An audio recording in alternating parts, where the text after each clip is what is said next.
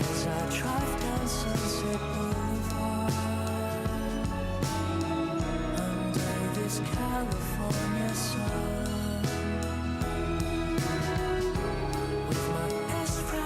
Vous entendez un extrait de la chanson Walt Disney de Jason Bajada, un extrait de son 8e album déjà, Crushed Grapes, un album qui a été composé entre New York, les îles de la Madeleine et Los Angeles. Un album, comme c'est le cas pour plusieurs artistes, qui a été fait en partie durant la pandémie. On le reçoit ce matin pour nous parler de ce nouveau disque. Salut, Jason. Hello, hello. Écoute, je lisais, entre autres choses, que ton album, tu l'avais écrit dans une période tu sortais d'une période un peu sombre, mais c'est un album, à la base, quand je l'écoute, qui a une certaine douceur, une certaine mélancolie. Il est venu d'où, cet album-là, chez Jason? En fait, il est venu... habituellement, on fait un album, c'est concentré une période de temps sur 10 jours en studio, 2 semaines. Puis celui-là, il s'est fait sporadiquement, en fait, avec mon acolyte, Connor Seidel, qui travaille beaucoup avec Charlotte Cardin, Matt Lubowski. Ouais. On a eu un coup de foudre musical, en fait. Puis on a décidé de faire une chanson, puis après ça, en faire plusieurs. C'était au départ un single, ensuite un EP, ensuite un album. Mais au niveau de la composition, c'est un moment où je sortais d'une certaine noirceur. Mes 2 derniers albums, c'est les pires périodes de ma vie. Ça a été très, très, très bon pour la création. Mais là, c'est plus un album de recommencer à voir la lumière. Don't be so hard on yourself, comme pas être trop dur envers soi-même. Puis c'est pour ça qu'il y a une certaine douceur, des orchestrations qui viennent appuyer tout ça. On sent aussi la mélancolie, je disais. C'est bon pour la création, mais est-ce que quand tu le livres, quand tu l'écoutes par la suite, parce que la situation change, entre le moment où tu écris tes chansons, tu composes, tu les joues, tu enregistres l'album et aujourd'hui, tu changes. Est-ce que quand tu l'écoutes aujourd'hui, tu sens encore cette mélancolie-là ou tu regardes plus vers l'avenir puis vers la lumière, justement, qui se présente à toi? Bien, j'ai pas le choix de regarder vers l'avenir. En fait, ma vie est complètement transformée depuis 5 ans. J'ai un enfant maintenant de 6 mois. J'habite dans le bois, contrairement à Montréal. Il y a comme tout un landscape change qui s'est fait au courant des dernières années. Je suis en parfaite harmonie avec ma partenaire, mon amoureuse.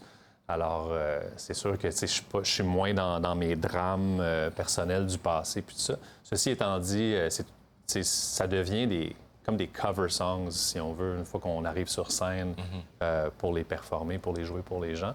Puis c'est comme, j'imagine, il faut jouer un peu plus le rôle de comédien, de replonger dans cette mélancolie-là pour vivre le moment. Puis c'est de plus en c'est quand même assez difficile que ça devienne pas, justement, trop comme un cover song, qu'on est détaché. Fait que comme si tu chantais les chansons de quelqu'un d'autre, finalement. Là. Ouais, c'est comme... ça devient du role-playing, puis c'est toujours amusant d'aller juste se tremper les pieds dans cette mélancolie-là.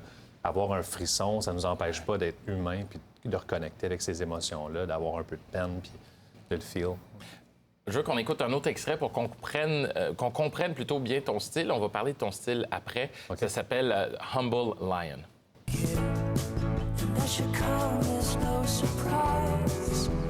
Come, there's no surprise.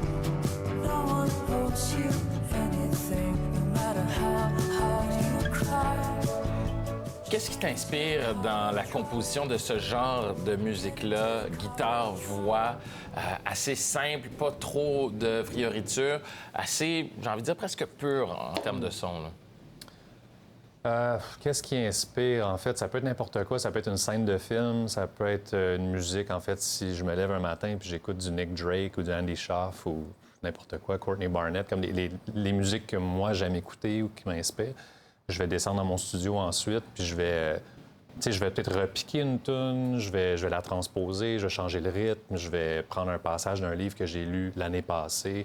Je suis constamment à la recherche, en fait, de la chanson pop parfaite, en fait, la mélodie parfaite. C'est sûr qu'après 8 albums, c'est de plus en plus difficile, mais quand ça accroche... Puis il faut dire aussi qu'il y a eu comme 15 chansons décrites pour cet album-là. Ouais. Puis je reste avec 9. Il y a toujours des chansons qui prennent le bord. Puis en fait, c'est la crème qui reste, ceux avec lesquels tu as envie de travailler. Puis, mais côté inspiration, ça peut être n'importe quoi. Ça peut être une scène dans une série HBO, quelque chose qui tu fais pause, puis tu vas écrire une tune après. Ouais.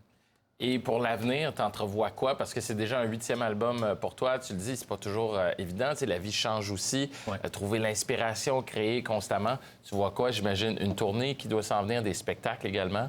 Ouais. Peut-être un nouvel album? Ouais, il faudrait que je me remette à réécouter les tunes qui ont pris le bord pour ce disque-là, en réécrire d'autres aussi. Tu sais, je me suis permis aussi, cet album-là, j'ai toujours été catégorisé comme la personne qui écrivait des chansons tristes à propos de rupture amoureuse, puis j'en ai fait des albums à ce sujet.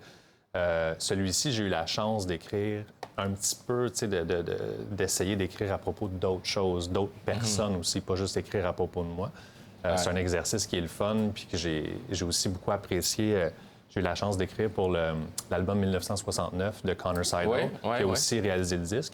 Puis ça, c'est une chanson qui parle carrément d'une couple de personnes fictionnelles qui n'existent pas, en fait, puis de créer des histoires. Fait que je suis toujours ouvert à des challenges d'expandre, en fait, mon horizon de comment écrire, quel sujet, tout ça. Jason Bajada, merci beaucoup d'avoir été avec nous. Puis on on te souhaite bonne chance pour la suite. À bientôt. Merci.